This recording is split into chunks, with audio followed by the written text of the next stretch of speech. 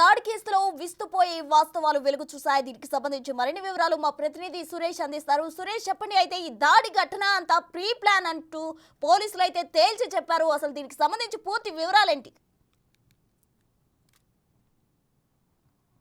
లఘుచర ఘటన పైన ఇప్పటి వరకు 47 మందిని గుర్తించడం జరిగింది. అందులో 21 మందిని అరెస్ట్ చేసి రిమాండ్కు తరలించామని చెప్పేసి కూడా మల్టీజోన్ ఐజీ సత్యనారాయణ చెప్పడం జరిగింది. దీనికి సంబంధించి విచారణ కొనసాగుతుంది. ఘటన జరిగిన రోజే 16 మందిని అరెస్ట్ చేశాం. ఈరోజు పట్నం నరేందర్ రెడ్డితో పాటు మరో 4గురిని అరెస్ట్ చేసి మొత్తం 21 మందిని కూడా రిమాండ్కి తరలించాం.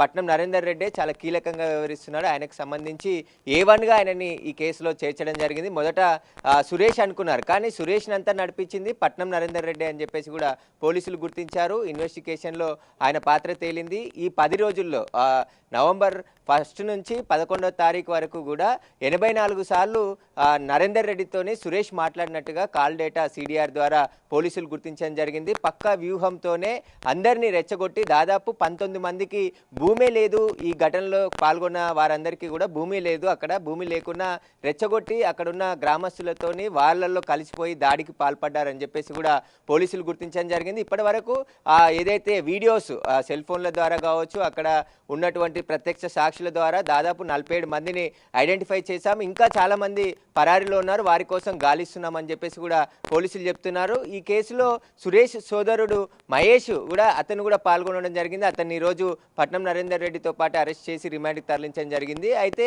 ఈ కుట్ర కోణం దాగి ఉంది దీంట్లో. అది ముందుగా మేము అనుకున్న విధంగానే వీళ్ళంతా కూడా దాదాపు 10 రోజుల నుంచి కుట్ర కోణంగా పాల్గొని దీంట్లో దాడి చేయాలని ముందుగా పక్కా వ్యూహంతో ఈ దాడికి పాల్పడ్డట్టు గుర్తించడం జరిగింది. అందులో సురేష్కి నిరంతరం కోఆర్డినేట్ చేసుకుంటూ పట్నం నరేందర్ రెడ్డి ఈ దాడికి పాల్పడ్డట్టు గుర్తించడం జరిగింది. కాబట్టి ఆయన ఈరోజు పక్కా ఆధారాలతోనే అరెస్ట్ చేసి మెజిస్ట్రేట్ ముందు హాజరుపరిచాం. వాళ్ళకి రిమాండ్ విధించడం జరిగింది 14 రోజుల పాటు.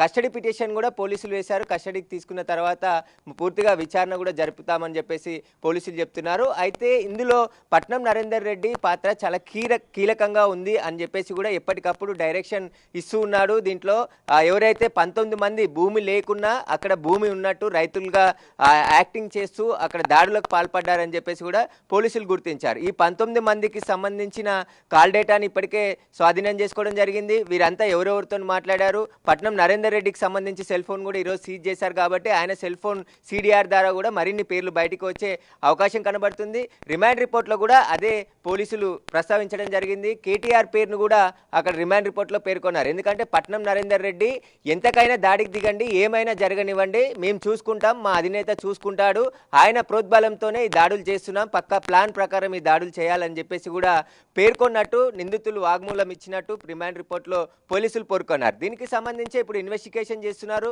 పరారీలో ఉన్న వారి కోసం ప్రత్యేక బృందాలు గాలిస్తున్నాయి. ఎవరైనా తప్పించుకొని తిరుగుతున్న వారందరి కోసం గాలిస్తున్నాం. వాళ్ళని కూడా వీలైనంత త్వరగా అరెస్ట్ చేస్తామని చెప్పేసి కూడా ఐజీ సత్యనారాయణ చెప్తున్నారు. ఐజీ సత్యనారాయణ కలెక్టర్ ఆఫీస్లో, నేను వికారాబాద్ కలెక్టర్ ఆఫీస్లో కొద్దిసేపటి వరకు ఇక్కడే సమీక్షా సమావేశం ఏర్పాటు చేయడం జరిగింది. అసలు ఆ ఘటనలో ఎంతమంది పాల్గొన్నారు, ఇక్కడ నారాయణ రెడ్డి వికారాబాద్కి సంబంధించిన ఎస్పీతో పాటు ఉన్నతాధికారులతో మీటింగ్ కూడా అరేంజ్ చేసి దీనికి సంబంధించి పూర్తి ఆధారాలను సేకరించే పనిలో పోలీసులు ఉన్నారు. ఈ కేసుకు కావాల్సిన ఎవిడెన్స్లు అదేవిధంగా టెక్నికల్ ఆధారాలన్నిటిని కూడా సేకరిస్తున్నామని చెప్పేసి పోలీసులు చెప్తున్నారు. దీనికి సంబంధించే ప్రస్తుతం ఇంకా విచారణ కొనసాగుతుంది. ఈ దాడిలో వెనకాల ఉండి చేయించిన వారు ఎంతటి వారైనా సరే విడిచిపెట్టే ప్రసక్తే లేదని చెప్పేసి కూడా పోలీసులు చెప్తున్నారు. ఈ దాడితో సంబంధం లేని రైతులను ఇప్పటికే వదిలేశామని చెప్తున్నారు. దాడి జరిగిన రోజు దాదాపు 55 మంది అక్కడ గ్రామస్తులను అందరినీ కూడా అదుపులోకి తీసుకొని విచారించాం. కానీ వారికి ఎలాంటి సంబంధం లేదని తేలడంతోనే వారిని విడిచిపెట్టేశాము. కానీ సంబంధం ఉన్న వారిని ఎట్టి పరిస్థితుల్లో విడిచిపెట్టే ప్రసక్తే లేదని చెప్పేసి కూడా ఐజీ సత్యనారాయణ చెప్తున్నారు. దీనికి సంబంధించి పరారీలో ఇంకా సురేష్ ఉన్నారు. పరారీ సురేష్కి సంబంధించి ఆయన కోసం వెతుకుతున్నారు. ఇంకా పరారీలో ఉన్న వారందరి కోసం గాలిస్తున్నామని చెప్పేసి కూడా పోలీసులు చెప్తున్నారు. అయితే ఈ రోజు అరెస్ట్ అయినటువంటి వాళ్ళు చాలా కీలకంగా ఉన్నారు. పట్నం నరేందర్ రెడ్డితో ఎప్పటికప్పుడు ఫోన్లో మాట్లాడుతూ అతనికి సంబంధించిన విషయాలు, ఇక్కడ విశాల్, అదేవిధంగా మహేష్, రమేష్, సాయిలు, పట్నం నరేందర్ రెడ్డిని. ఈ రోజు 5గురిని కూడా అరెస్ట్ చేసి రిమాండ్కి తరలించడం జరిగింది. ఈ రిమాండ్ రిపోర్ట్లో కూడా చాలా కీలకమైన విషయాలు పేర్కొన్నారు. గత 10 రోజుల నుంచి కూడా కుట్ర పన్ని అక్కడ కలెక్టర్ని పిలిపించి అధికారులని దాడి చేసి టార్గెట్గా ఎవరిని ముందు దాడి చేయాలి, ఎవరి కార్లని ఎలా డ్యామేజ్ చేయాలి, అక్కడ మద్యం కూడా, ఎందుకంటే మద్యాన్ని కూడా గ్రామస్తులకు సరఫరా చేశారు, కారం పొడి తీసుకొచ్చారు, వీటన్ని రాళ్ళు కర్రలు ఇవన్నీ ప్రీ ప్లాన్గా దాడికి కుట్ర చేశారని చెప్పేసి కూడా పోలీసుల విచారణ తేలింది. ఇక ఎవరైతే పరారులు ఉన్నో వారందరి కోసం కూడా గాలిస్తున్నాం, వారిని కూడా వీలైనంత త్వరగా అరెస్ట్ చేస్తామని చెప్పేసి పోలీసులు చెప్తున్నారు. Right Suresh, thank you.